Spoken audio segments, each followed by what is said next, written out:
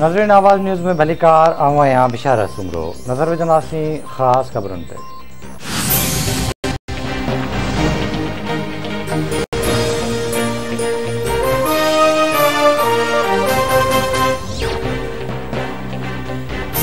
मज़हब के मामले ते कंहिंसां ज़बरदस्ती नथी करे सघिजे ऐं इस्लाम भी असांखे इहो ई सेखारे थो। ताक़तवर माण्हुनि सरस किरदार पेशी कई अना कंहिं बि शख़्स खे तबाह करे छॾींदी आहे। कामयाबी ऐं इज़त रुगो अलाह जी ज़ात ॾींदी आहे। को बि मुआशिरो कानून खां सवाइ अॻिते नथो वधी सघे। पाकिस्तान खे मदीने वांगुरु फलाही रियासत ठाहिणु मुंहिंजी ज़िंदगी जो मक़सदु आहे। वज़ीर आज़म इमरान ख़ान जो अमेरिकी स्कॉलर खे इंटरव्यू।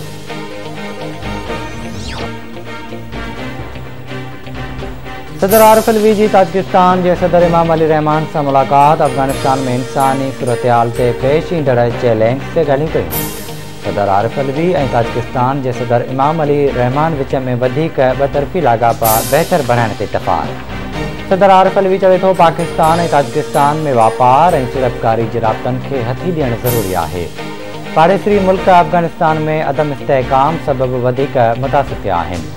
अफगानिस्तान में अमन ऐं मफ़ाहिमत लाइ पाकिस्तान के ताजिकिस्तान के गॾिजी कम करण की ज़रूरत है।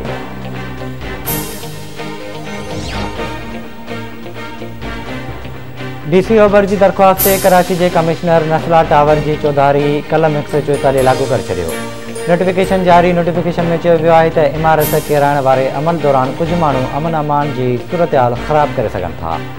इमारत किराइण वारो अमल मुकमिल थियण ताईं नस्ला टावर के चौधारी चइनि खां वधीक माण्हुनि जे गॾु थियण ते पाबंदी हूंदी। नस्ला टावर के कम में मुदाख़िलत कंदड़नि ख़िलाफ़ कानूनी कार्रवाई कई वेंदी।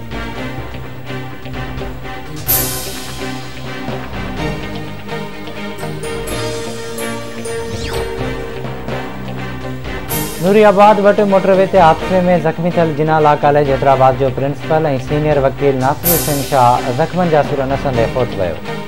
गुज़िरियल ॾींहुं नूरियाबाद वट मोटरवे ते कार और ट्रॉलर विच में टक्कर के नतीजे में टंडुजाम वासी मुनवर अली थॾे ते ई फौती वियो। कार में सवार सीनियर वकील सैद नासिर हुसैन शाह और संदसि साथी ज़ख़्मी थिया हुआ।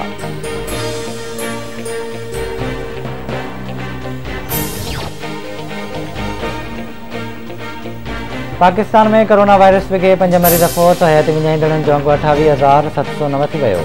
24 कलाकनि दौरान 303 नवां केस रिपोर्ट। कोरोना वायरस की शरह 0.1% रही। कोरोना वायरस जो सब ख़तरनाक क़िस्म साम्हूं अची वियो। दुनिया में थरथलो माहिर भी परेशान। माहिरनि मूजिबि इन में ओरिजिनल कोरोना वायरस की भेट में एतिरियूं तब्दील अची चुकियूं आहिनि जो कोरोना के हेल ताईं खाई वेंदड़ वैक्सीन जो 40% ताईं घट थी सके तो। कोरोना वायरस की नई किस्म ओमिक्रॉन के पखेड़ रोकण लाइ पाकिस्तान, हांगकांग और ॾखण अफ्रीका समेत 7 मुल्कनि ते सफ़री पाबंदियूं लगाए छॾियूं। NCSC मूजिब 7 मुल्कनि खे कैटेगरी 3 में शामिल किया गयो आहे। एमरजेंसी की सूरत में पाकिस्तान के सफ़र करण की इजाज़त हूंदी और पाकिस्तानी मुसाफ़िरनि के वैक्सीनेशन सर्टिफिकेट एयरपोर्ट ते ॾेखारणो पवंदो।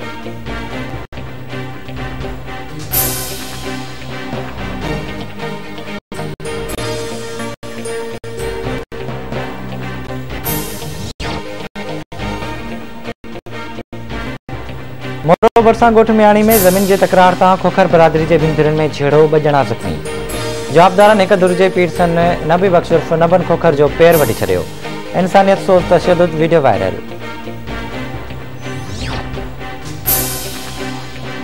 उबावड़ो लग सीपैक M5 मोटरवे ते मुसाफ़िर कोच मां लहण दौरान हेठि किरी ज़ख़्मी थियल नौजवान फौत वियो। ज़ख़्मी थियल रावती के ॻोठ अब्दुल करीम चाचड़ वासी रफ़ीक अहमद चाचड़ रहमियार खान अस्पताल में दम ॾिनो।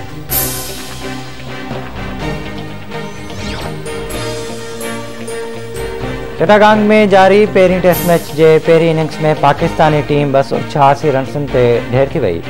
आबिद अली 133 रन की शानदार इनिंग खेली। अब्दुल्ला शफीक 52 रन उठायूं। बांग्लादेश के पाकिस्तान से 44 रन की बरतरी हासिल। बांग्लादेश के तेजुल इस्लाम 116 रन एवज़ 7 विकेटूं हासिल कयूं। आवाज़ टीवी समेत सिंधी इलेक्ट्रॉनिक मीडिया के सॾ ते 5 दिसंबर ते लिंक आयो सिंध सवारियो जिसरे सकाफ़ती ईद मल्हाइण जूं तैयारियूं ज़ोर शोर सां जारी।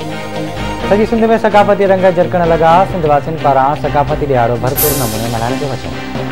विजयनगर शहर में सकाफती प्रोग्राम अच कचहरियों और जागीरदारियों कढण जो सिलसिलो जारी। सकाफती लिबास ओडे धरती सां मोहब्बत जो इज़हार।